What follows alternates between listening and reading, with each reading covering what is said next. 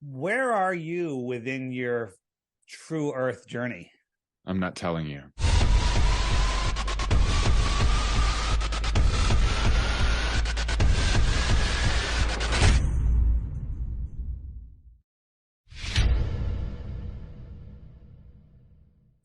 Well, absolutely nobody can deny that Dave Weiss is intellectually fearless. Dave Weiss, or Flat Earth Dave, as he's also known, is a global expert on all things related to the Flat Earth movement. Dave believes that the world's elites, or as he calls them, the controllers, use TV programming to hide the truth nature of reality from all of us. Well, I would tend to agree with all of that. They make us believe the world is completely physical, hiding the spiritual and metaphysical nature of reality. And yes, he thinks the world is actually flat and that NASA is just a propaganda apparatus just as much as big tech or social media or public schools. Well, Dave wanted to come on this show and says that he's happy to answer literally any question that we have about the Earth and its shape. And to that end, he joins us now. Dave, thank you so much for coming. We appreciate it. Stu, thanks for having me on. And in this crazy time we live in, many listeners are saying right now, why the heck is he talking about the shape of the Earth? What does it matter with all the other nonsense going on in the world? And the long story short is it is the reason they're getting away with all this nonsense. People are lost in space, spinning out of control, don't know where they are in a godless or distant God universe, and they don't realize that we're at the center of creation. So when you say flat Earth, I say a topographical level plane. Yes, there's hills, there's valleys, there's all sorts of stuff. And when you first hear about flat Earth, you're like, no way, it's so stupid. It's because everybody has this idea. This is what we've been brainwashed into thinking flat Earth is. No flat earther thinks this.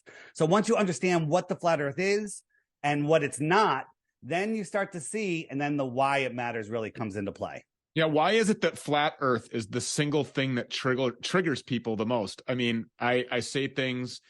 I was in an airplane recently traveling, took a picture out the window, said, don't see the curve, looks pretty flat. I was at the beach, took a picture of the ocean, said, I'm not seeing a curve, looks pretty flat. People go absolutely nuts. Why is that? It's because we've been indoctrinated into flat Earth before we could even talk. We were in our cribs. Our parents put mobiles above our heads of the solar system. We watch Sesame Street. There's astronauts on there. The first worksheet we take home from school is the movement of the sun, the moon, and the Earth. Right? It's programming, and then all of our toys and all of our movies and all of it is about space, and that was the biggest thing, to give up space. But you're not just giving up space, you're taking in a new reality that outer space is right here on a scientifically possible flat Earth, right? This is what people believe. They don't even understand what they believe. In the helio-nonsensical system, we're on a ball spinning at 1,000 miles an hour. That means when you're watching the sunset, you believe you're falling over backwards faster than the speed of sound. I just have to say, I don't believe that. I look, I'm not going to tell everybody exactly where I am with this whole flat Earth thing because I really don't know. But I do have a question about this. You mentioned the 1080 miles per hour. I asked a pilot to explain this because I asked a pilot, is it flat? And he looked at me like I was crazy. And he goes, no, Mr. Peters, it's not flat. This was getting off. We were deplaning. And I said, well, let me just riddle me this then. Answer this question for me. So we're on this aircraft and we just went from Minneapolis to Orlando.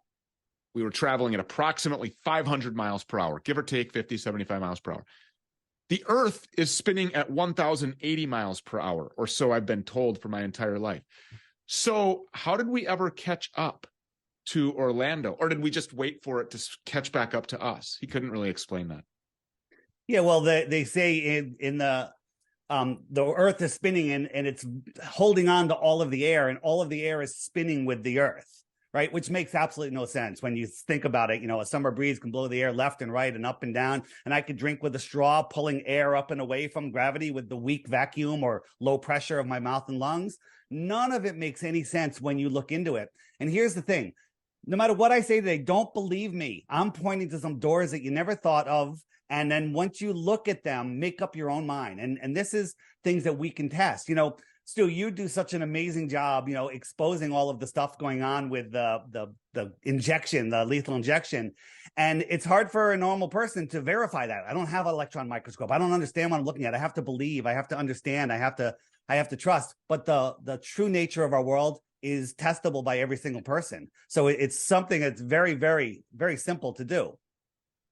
Yeah, I agree. So, all right, I want you to go through your kind of a presentation that you have here. Real quick, I won't be too long. So we're spinning at 66,600 miles an hour, funny number, and we're chasing at 500,000 miles per hour. These are curved trajectories, right? And people go, "Oh, I'm on an airplane. I could drink water." Well, to equate that airplane over the earth plane to just the spin of the earth, you'd have to double the speed of the airplane. You'd have to remove the outer shell of the airplane, and you'd have to nosedive a mile per minute just to follow the curve of the earth. And then I want to know how your water's doing, right? So all of that's going on, and we're traveling all of these distances. So this is the hypersonic sled track. Anyone that's listening, just Google that on YouTube. This thing goes by at Mach 8.6, Mach 8.6, right? You have to believe that you can't even see it. You have to believe that we are traveling 10 times faster than that around the sun in an elliptical orbit, and we're chasing the sun at 100 times faster than that. But when we go out into nature, we see stuff like this, a perfectly calm, mirror reflected flat lake. Okay, absolutely impossible on a spinning ball. None of it makes any sense. Is it possible for you to go back to that other one that you were just showing, the all the chaos there? The sled? Yeah, show the sled. Let's see that again here real quick, because I didn't get that. That was covered by something. Okay, so here's the sonic sled track test. Explain this again real quick. So this is the fastest rocket sled that they can do on a railroad track. It's called the hypersonic sled track test, and it's going by at Mach 8.6. You can barely fathom that speed, but you have to believe that this rock, surrounded by water, surrounded by curved air adjacent to a void, which is just scientifically impossible, is whizzing through space 10 times faster than this, curving around the sun, right? And then also chasing the sun 100 times faster than that. These are numbers and speeds that the human mind can't even perceive, but we have to believe them because the guy in a bow tie who lies told us that. And we were just like, okay, they know he has a bow tie, he has a white lab coat. Yeah. And people don't, people say there's no proof of globe earth, of the flat earth, and there's thousands of proofs of the globe. I have a reward out there. I offer 3 Bitcoins for one proof of the globe. It's been 3 years. No one's been able to come up with a single one. And we all have the same story, is we all thought it was stupid. We all refused to look. And then when we looked, we're like, oh my God, and there's people like Peggy Hall. She just did a presentation at our True Earth Mount Meru Summit that was phenomenal. She comes from a biblical point of view, but you don't need it. If you're not a biblical person, you don't need that. Yes, you do need it. And you better get to be, and you better get to know Jesus, because the Bible actually says, God actually says there's a firmament, water above, water below. He references that the earth is flat in his own word. Dude, I didn't mean it that way. I'm saying flat earth brings people to the creator, right? Before I learned about flat earth, I was out there. I didn't believe in any of that. But once I understood the makeup of this earth, that we didn't come from a Jesuit priest made up Big Bang, I saw that this place was intelligently designed. I've now found the creator, and it's an amazing journey. It's like I look back on my life before I found this, and it's amazing. Flat Earth lifts people up out of depression, gets them away from drug addictions, because you find out you're at the center of creation, right? They're hiding God. That's the number one reason that they do. We're doing that in every aspect of our life. So this just kind of occurred to me. So I have a question. Yeah. How often is it, or what is the distance with which they tell us that the earth curves? Is it every so many meters? It's 8 inches per mile squared. You just use the Pythagorean theorem, and oh my God, the Pythagorean theorem, I don't remember that. It's so simple. It's 8 inches in the first mile. Second mile is 2 times 2 times 8 is 32 inches. And then the third mile is 6 feet of curvature. This is their numbers. So when I'm standing at the edge of calm water, the horizon, I shouldn't be able to see the surface of the water beyond 3 miles. It should be behind the curve, right? But I can see much, much farther than that. And this is what happens, Stu. When I found out about this, I was like, this can't be true. This can't be true. And I went out and I saw all of these videos of people zooming in on boats and bringing them back into view. And so I went out and I got a camera and I did it myself. So you look out on this horizon and there's nothing out here. But as we zoom in, it gets bigger. I'm increasing the angular size. And all of a sudden you look, oh, there's a boat, right? And a glober would say, oh, you can't see the boat because it's over the curve, but it's just out of your eye's ability to see. And we have these little waves in the foreground are bigger, and they'll block the whole boat. Just a little tiny wave, a millimeter above your eye level. your parent eye level. So speaking of water and a sailboat there, which is what that appeared to be, what do you say to these people who say they've sailed around the? I can't even say it with a straight face. What do you say to the people who have sailed around the world? Yeah, so there's billions of people have gone east and west. So if we have the flat earth pond, at the center of our pond is the magnetic north, and all magnets point to the north. So if this is a boat or an airplane or whatever, the needle's pointing north. I'm trying to push it west. West is a circle. Now, this does not prove the earth is flat because it's the same on a globe. If I try to push it east, I have to keep turning to the left to maintain a heading of 90 degrees. So a giant circle, like if you were making a circle just 500 miles around, you'd think you'd feel like you're going in a straight line, right? But it's only when you try to dead reckon west or east without correcting, immediately, as soon as you stop moving, you're moving south. South is every direction away from the center. So billions and billions of people have circumnavigated east and west. Nobody's done it south.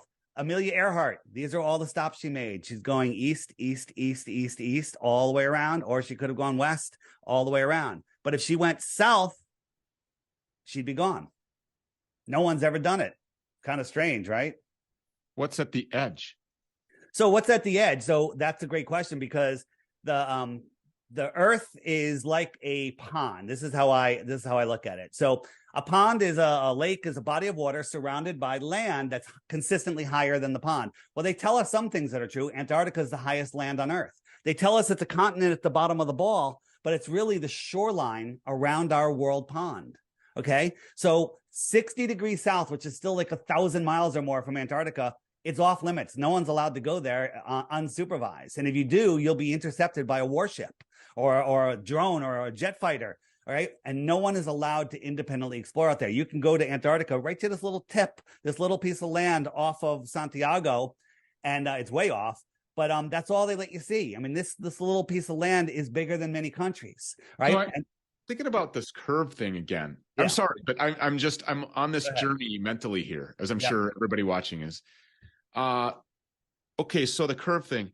Yeah, because if you're in an airplane and say the autopilot is set at 36,000 feet, if you go up or down in an aircraft, I'm sure you've flown before, right, Dave? Yeah, of course. If you go up or down in an aircraft, you can feel that in your stomach and you can feel even 100-foot descent or an altitude increase, you can feel it physically. Dude, when you're on an airplane and taking a nap, as soon as the pilot just slowly starts to head to the airport, you like wake up. Oh my God, we're moving. We changed our direction. So if the Earth was really curving like that, wouldn't the pilot have to be constantly adjusting to stay 36,000 feet above the surface of this round ball? So they claim now that there's these electronics that adjust the gyro. A gyro is how an airplane stays level. They spin it up. It holds rigidity in space. So they spin it up level to where they took off from. And as they go around the ball, it should make their horizon dip backwards because it holds rigidity. But they're saying that it adjusts for this curve.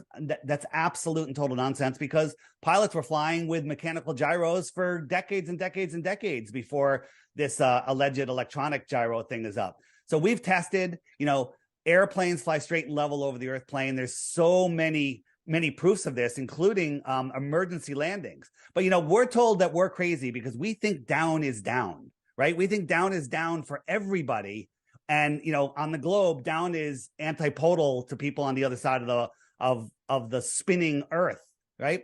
Once you think about this model that we've been sold, you really wonder how the heck you ever believed it. Yeah. I know. It's very strange. So this is what are we looking at here?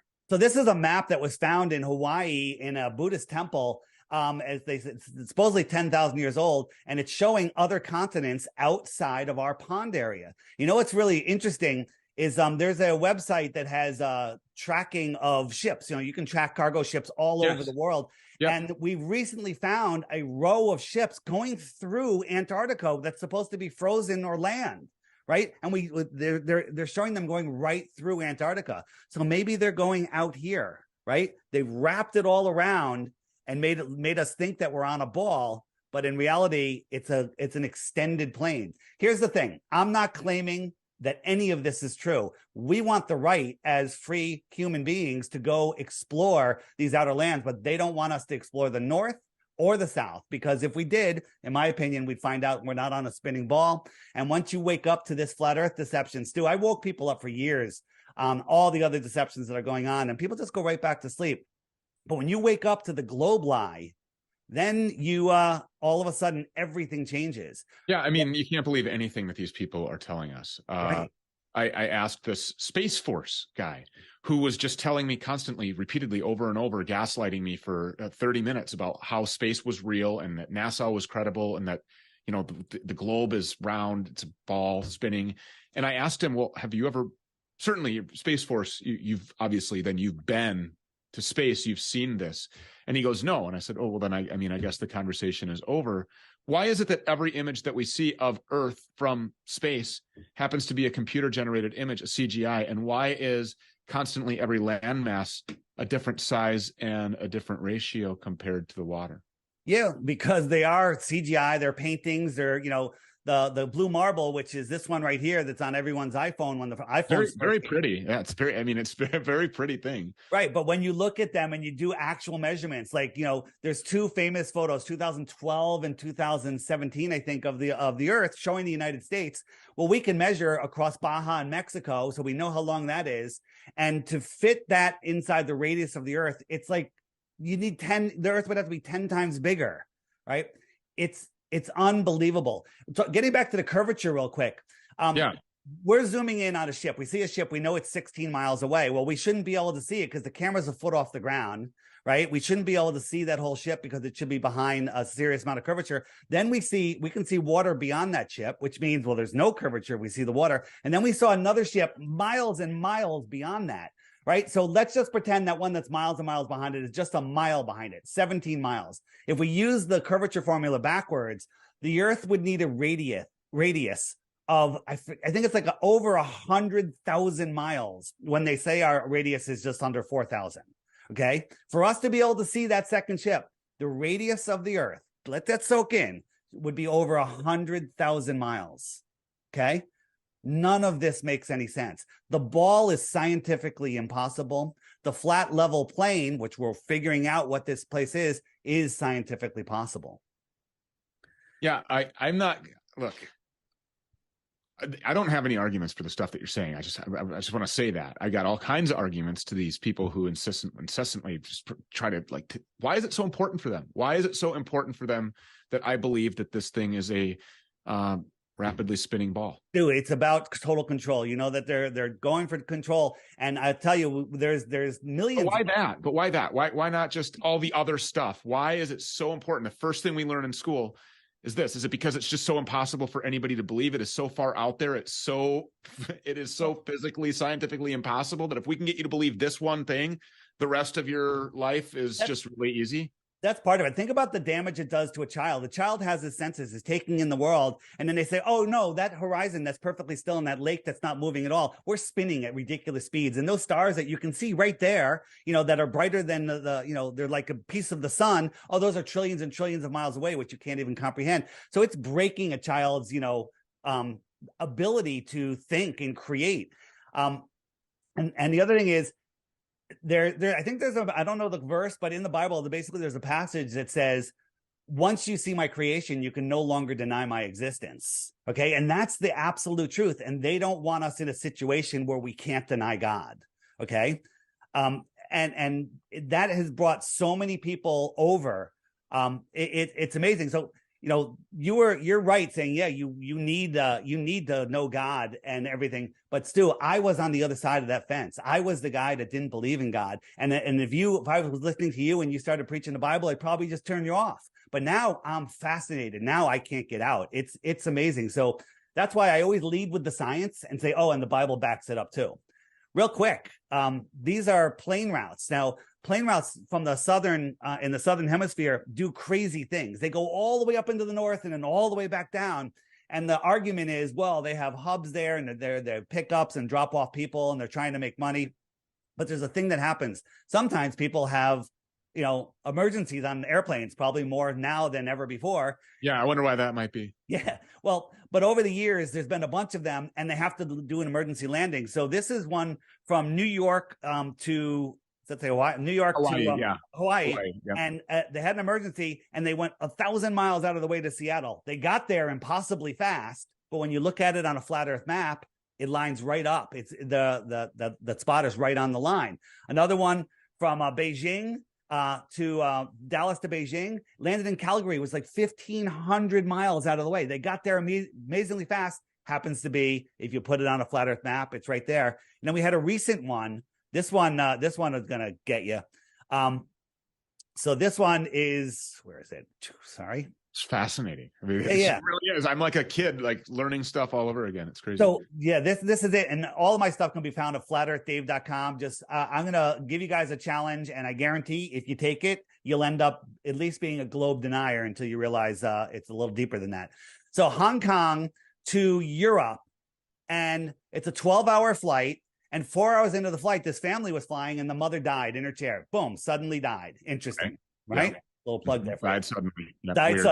Died suddenly. And they left her in that chair for 8 hours with her kids next to her. They could have stopped here. There's dozens of airports that they could have stopped at. But the problem was, that's not where they were. If you look at it on a flat Earth map, died suddenly, and then they were over Russia, right? So two things. One, they can't land because they'll be like, why are we over Russia? And the other one is, if they landed in Russia, Russia would have said, oh, let us help, please. And they would have been the good guy. Russia, good guy. And what are you doing flying over Russia? I thought we weren't allowed to fly over Russia. This is the route.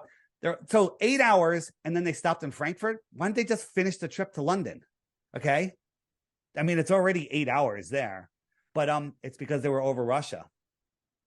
This happens all the time, right? Another one from New York to Auckland, New Zealand, right? New York to Auckland, New Zealand. There was an emergency, and they went to Beijing. Oh, I got the wrong one up here. Hold on a second. Yeah, it looks like Fiji Islands. Yeah. So going from New York to Auckland, right about here is emergency. They went all the way over to Fiji, which was arguably farther than their final destination. But when we look at it on a flat Earth map, Fiji's right on the flight route. How many times does this have to happen before people say, okay? So hold on a minute. These are actual documentable flights and emergencies and things that we can actually get flight numbers for and prove that they actually made these diversions? 100%. On my website, flatearthdave.com. Scroll down. There's a book called 16 Emergency Landings Proving Flat Earth. Check it out. It's all documented. Everything is there. All the work has been done for you. It's amazing. It's there, and there's actually 18 emergency landings that we have documented now. We were told that we only had 20 minutes for this segment, but I have to keep going because I have to ask you something. What are the most passionate arguments? You know what, Dave? No, you're totally wrong. Here's why. If you were to pick like the top 3 or top 5, you think that are the most common, like, nope, you're nuts. It's round and we're spinning super fast. And you're not flying off of it, and neither is the water. Put water on a spinning top. Do it. You guys, all of you, take a spinning top and drop a piece of water on it. A drop of water, it flies off. So how are we retaining these oceans and all this water? I don't get it. But anyways, what are the 3 to 5 that you think? Well, there's not 3 to 5. The best one that they have is they love looking up at the lights in the sky, at the stars, and saying, oh, because the star rotation in the south is another direction. Here's the problem. You can't look up at the stars and say, well, that can't happen on a flat Earth, because there's 100 ways it could happen, because we don't know what those stars are. Imagine our sun. Our sun is a yoga ball. The Earth is a BB or a marble next to it. That's what they tell us, right? Yeah. Move the sun 93 million miles away where they tell us it. Now it's the size of a coin held at arm's length. So it gets smaller due to distance. Stu, if I doubled that distance, how much smaller would it get? If I made it 8 times as far, how much smaller does it get? Could you see it? And the answer is, scientifically provably, its angular size would be too small to see at 8 times the distance. Well, 8 times the distance is 1 light hour. The distance light allegedly travels in an hour. Okay. So Polaris, our North Star, they tell us is 48 times bigger than our sun. Cool. Now we can make a comparison. If I made Polaris 48 light hours away, we couldn't see it, because scaling, with size, 48 times farther, 48 times bigger, it'd be the same unseeable size. Well, that's 2 light days. Let's round up to a light week. You could not see Polaris, period. Okay. And there's many other reasons why you couldn't because of the brightness issue. They tell us Polaris is 433 light years away. Your mind just short circuits right here. Okay. Yeah, so this is the only one argument that you get is this Polaris and the sun nonsense. That's it. The rotation of the southern stars, and that's a more complicated thing. I have an app. It's called the Flat Earth Sun, Moon, and Zodiac Clock app. If you hit the frequently asked questions button, and then you hit the southern flight routes, or no, southern star rotation. It's just loading because I just loaded it for the first time. Yeah, which is right over here. And then it'll bring up all of the videos that they're hiding. Here's the thing, Stu. I had to make this app because they're hiding this information. Like if you Googled, hey, are vaccines safe? Okay, what are you going to get? Of course. You're going to get nonsense. And you get the same thing. You get nonsense with Flat Earth. They feed you all of their propaganda. Why are they hiding it? So, we're out here. We have all of the questions are answered in here. And Google Stu Peters. It'll take you to my Wikipedia. Virtually everything on there is false. Why is it so important for them to discredit me? Right. And, and people say flat Earth is dying, Stu. This is on my app. I have a thing called the Friend Finder so people can find other like-minded people. And by the way, all of these blue dots are people that are awake and aware and 99.99% unvaccinated. These are all of the people that are awake and aware. This is the fastest growing awakening that I've ever seen. And it is truly amazing. Wow. Yeah. So, Stu, I'd love to talk to you longer, and there's so much more. And here's the thing. You can believe anything. Like someone tells you something, okay, believe it. You're done, right? But if I told you I lived in Connecticut, you'd believe me, but you don't know it. But then you'd have to take some time and do some research and jump on Facebook or whatever and find my friends, find my high school. Okay, yeah, he lives in Connecticut, right? So it takes time to verify stuff. People don't like taking time and effort. You can lead a person to knowledge, but you can't make them think. Well, we all had the same story. We refused to look at first. And then when we were forced to, then you can see. Why do you think it's so important for these people who just can't imagine? Like, so here's, I'll just be honest with you where I'm at with this. Go. Nobody has proven to me that this thing is round. Nobody has ever proven that. So, I mean, of course, I'm the type of person, whether I was investigating, trying to find fugitives, or I'm investigating, Mark Meadows and his ties to China, or investigating Vernon Jones, how disingenuous or legitimate he might be, or investigating what's in these vials that they're calling a safe and effective vaccine. I'm a guy that just likes to ask questions. I want to know the answers to the questions. Nobody's ever been able to prove it. So where I'm at right now is somebody prove it and I'll be fine with it. But why is it so important for those people? And I'm not even talking about the powers that be, Dave. I'm talking about, Nancy down the street, or, Tim that you go fishing with, or whatever. Why is it so important for them to just believe so badly that this thing is round? Why is it such a trigger point for people, I guess, is what I'm asking. Dude, it's because that's what our entire world foundation was built upon, right? And if you believe in the heliocentric model, you have no foundation. You're on a speck of dust flying through an infinite universe where an asteroid could take you out at any moment, right? Where we're running out of food, we're running out of water, where, it's just all of this nonsense. And people kind of get addicted to their fear. They live it. And, they've built a solid life around themselves. When you rip the rug out from underneath them, telling them that the earth is flat, it's very shaking, but when you're done, when you come through it, you're like, wow, I am at the center of creation. My thoughts actually create reality. They don't want you to know that. They don't want you to know that nobody has control over you than in your imagination. Imagine if everyone listened to your show, Stu, and everyone said, okay, I'm done. I'm not going to listen to the government anymore. It's over. The government is gone. They're a flea. You don't even notice them anymore. They're finished. And we all are complying because we're afraid. I would like to encourage that, actually. Could we all just do that? Can we make the commitment that we're just not going to listen to the government anymore? I think that would be freaking fantastic. So I guess, on a pendulum here, I'm a globe skeptic. That's That's excellent. That's all I ask people. Is that fair? I'm a globe skeptic. And thanks to you.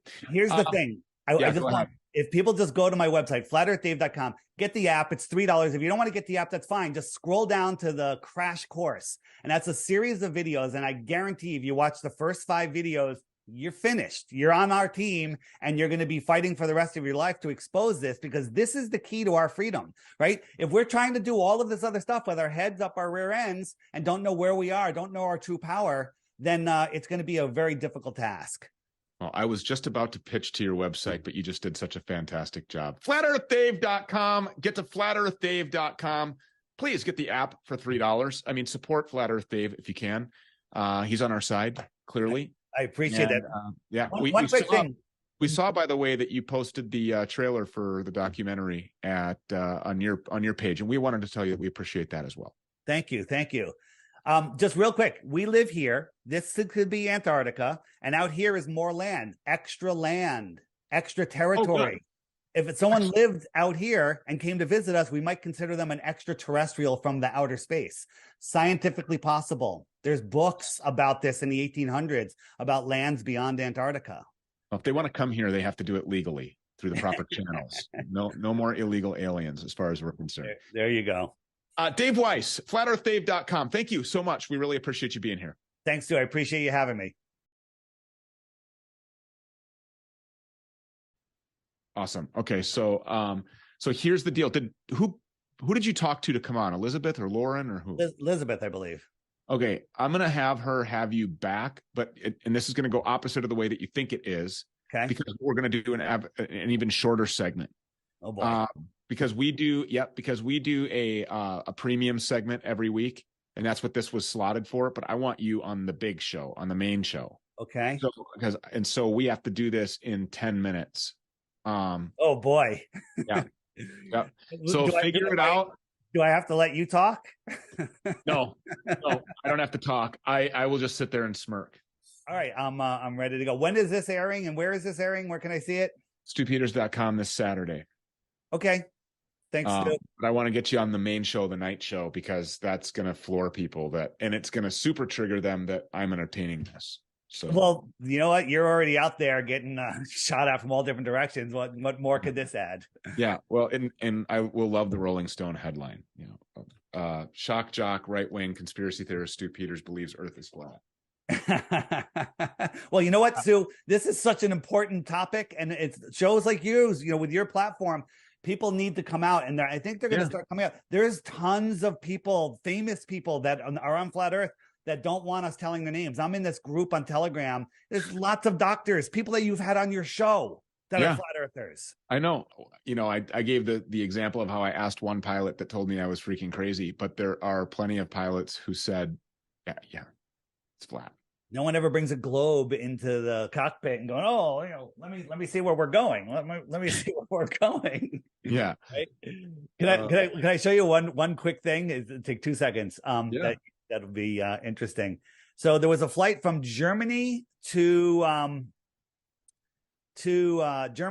Brazil, and they're flying at night. And so you're on top of a ball. You're going. So the stars that you see at your horizon when you take off should be at your zenith as you dive over the ball. Okay. This is what they saw. The stars were not rising up. This is what they should see. This is an animation.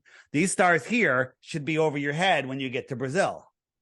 But in reality, they saw nothing like that at all. The stars just did their slow movement, and they weren't, as you're diving over the ball. Do you understand? The stars that are at your horizon should be over your head. Right. Yes. They're not moving at all. Look, this is the actual footage. These stars should be up here. Right. Right. But maybe the whole system is encapsulated in this lipid nanoparticle, and we're all just this big, actually. Stu, I'll send you a text, but I'm ready to schedule anytime you want. I could have it ready in 10 minutes from now. Oh, you could? Yeah, anytime you want. All right, I'll get you. I'm gonna tell her we want to get you on next week, because then we can say premium users were able to see. My segment list this week was Flat Earth Dave, and because it went so ballistic, we had to have this conversation. So I'm going to have it booked. I appreciate it. I'm going to text her right now. And Stu, you guys have tons of other people that have shows on your show. Anybody that's interested in having this conversation, send them my way if you don't mind. I would like to have. I think it would be fun to have. Sorry, I'm just putting this element in here. I think it would be really fun to have you and the Space Force guy. That would not be fun at all. That would not be fun at all. No, why not? because there's some people that are so indoctrinated that they just become unreasonably insane. I've given up trying to talk. But then he looks insane. Thanks, Stu. I appreciate you having me. Oh. But then, yeah, sorry, I was just putting the outro on there. But then he looks insane, though, doesn't he? Yeah, I'm not here to make people look insane. I'm here to get people with minds that want to learn something new, to take a look, point to some doors. But he's going to bring all the questions that the common person has. And I don't want to bring on 100 common people. Right. Why not bring on the guy that's being used as an asset by the intel community to brainwash people? No, I'm Space Force. Yeah, what does that mean? He's got a badge, he's got a pin. Yeah. And yeah. Has he been to space? No. Right. No. I don't know anybody who has. And interestingly enough, the Challenger, that was the only shuttle that had real people on it. Nobody died on the Challenger. The teacher? Nope. Let me show you. Let me shuttle. Where's my shuttle? Wait a minute. We watched that live. Hold on. You watched something explode live. And again, each one of these conversations are long conversation. I was a fourth grader, I believe. I was older than you. I watched it. So wait a minute. What year was that? It was 80 something, I think, right? Yeah. Or 80, was it 86? Hold on. How old are you in fourth grade? Hold on. You're going to like this.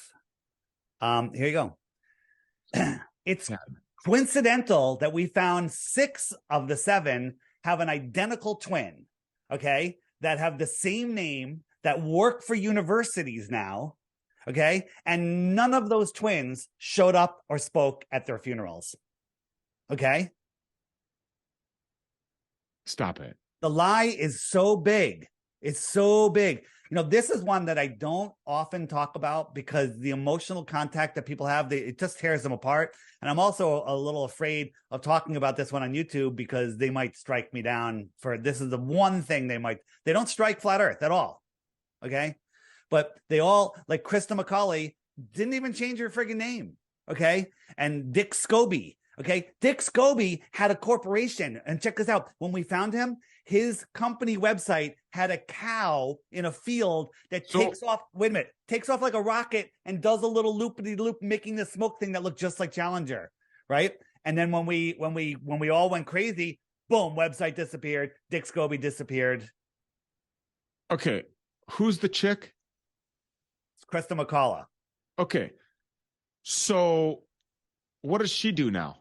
I think she works at Yale as a law professor, if I can remember that right, or it might be this one that works a law professor. Okay, and so, but look, for all intents and purposes, she's out there in broad daylight doing something, interacting with people, right? I mean, I don't know where she is. The last one I've seen people contact was this guy and this woman. We have video of this woman speaking at Yale and as a law professor, using her hands, using her glasses, and talking. And then we have her at the NASA conference as a younger person, talking, same hand gestures, same dimple, same teeth, same voice, same everything. There's zero question that it's the same person, and they have the same name. Does she deny that she's that person? Has she ever been asked? They all deny. One guy went up to this guy, caught him in his garage, and he's just like, "Oh no, that's not true," you know. And he was very, very cordial about it, and the guy was very nice. But what are you going to say? Oh yeah, you got me. You got me. Yeah. You got me. Right. Mm. And we just had the rocket launch the other night. Artemis is going to the moon. Okay. Yeah. Rocket deception is mind-blowing, Stu. Here's the thing. This would take up the half the segment, but let me show you this real quick. This is, so people like Elon Musk, he's the best. He's going to be the savior of our world, right?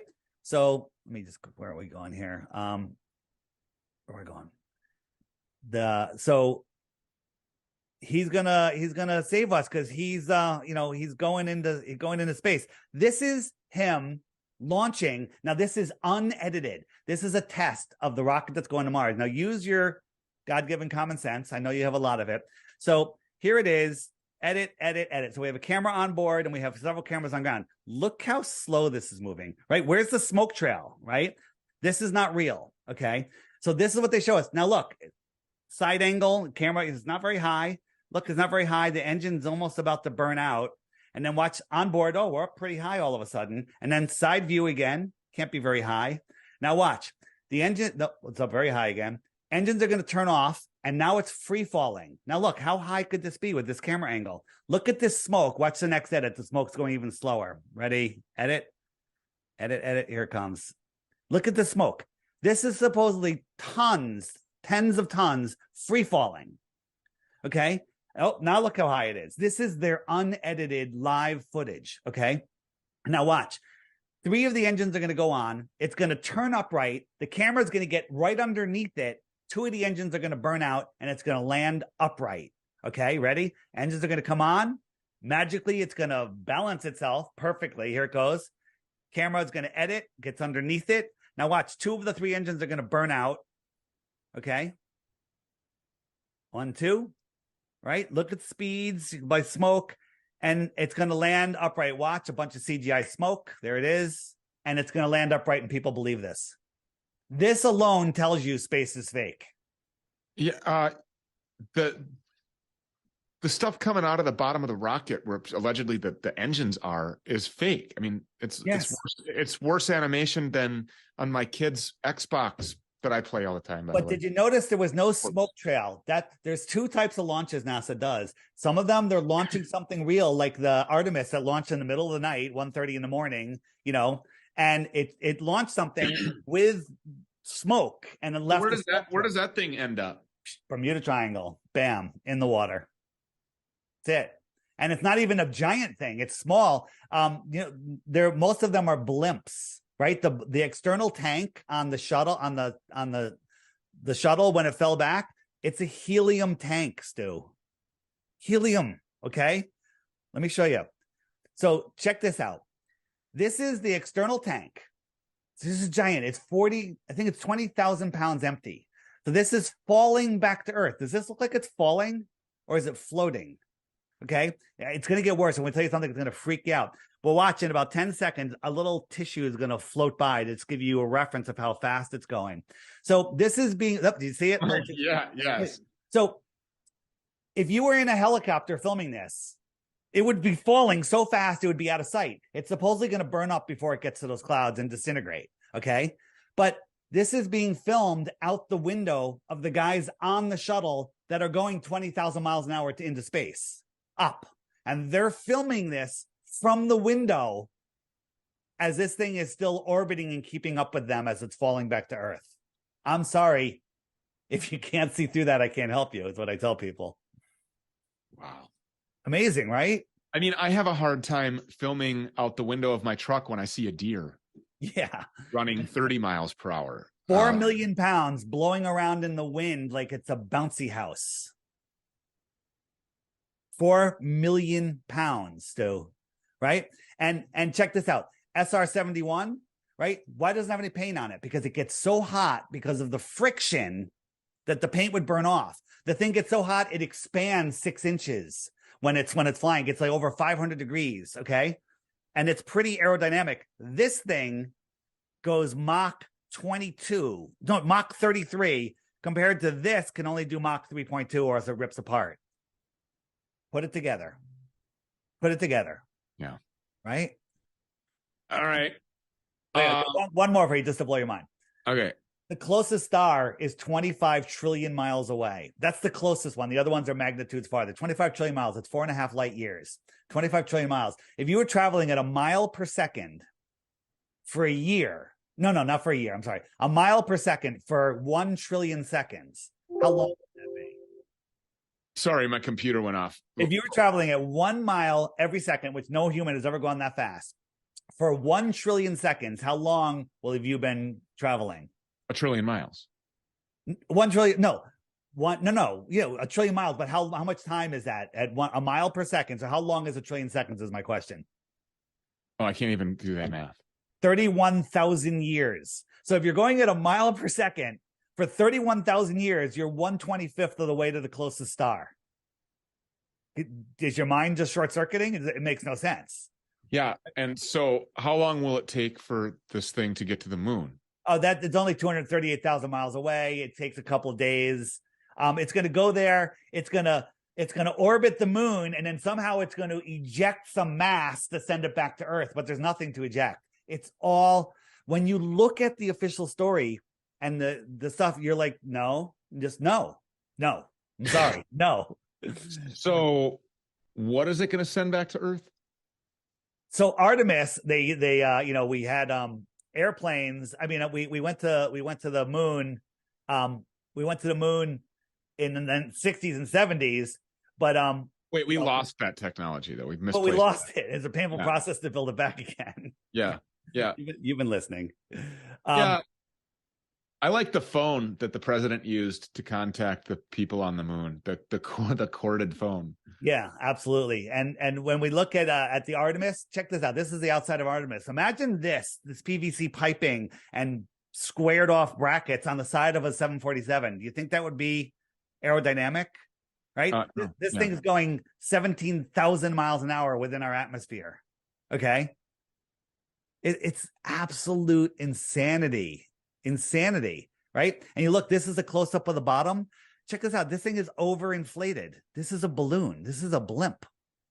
Okay. This would be precision. This is going to take all of the thrust to lift up a couple million pounds. Absolute insanity. Absolute insanity. This is like, have you ever seen the video? I'm sure you have. All of the Afghans clinging on to the side of a United States Air Force cargo jet going down the runway at 160. Oh, that's so. It's a balloon.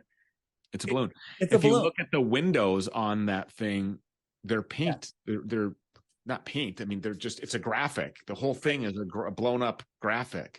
NASA controls all of the helium in the world. Did you know that? No, I did not know that. NASA owns all of the major helium companies in the world. And there's always a helium shortage because I don't think there's a helium shortage. They might be using it all up, but they just don't want us having access to rigid inflatables. They demonize hydrogen with the Hindenburg, and then they've made a helium shortage, so we can't have dirigibles. Because if we had a dirigible, we can go explore the outer lands for years on end without refueling. Just looking some of this stuff. I mean, this is, I gotta have. We got to put you on the main show. Let's see, where is this? I lost that email because I'm in a different email box, but I was going to send you some of the gaslighting, but I'm sure you've seen it all. I mean, I've seen it all. I've seen everything. You know what these people say and how they do it. All right, I got to go. I'm going to contact Lauren. I'm going to let her know to get you on the big show sometime next week. We'll do 10 minutes and we'll have a blast. 10 minutes. I love it. I appreciate it. Thank you, Sue. You got it. We'll see you. Keep doing the good work. Thanks. Thank you. I'll try. Bye. Hello everyone, Strawman Dan here. And before I start, I just want to tell you all about what is by far my favorite app of all time. Yes, you guessed it. It's the Flat Earth, Sun, Moon and Zodiac Clock app. I know. For years I have been anti-Flat Earth with my highly edited weekly anti-Flat Earth scripted rants. But after downloading this app, wow, I'm blown away. Earth is a horizontal level plane and I'm a complete douchebag. I'm sorry.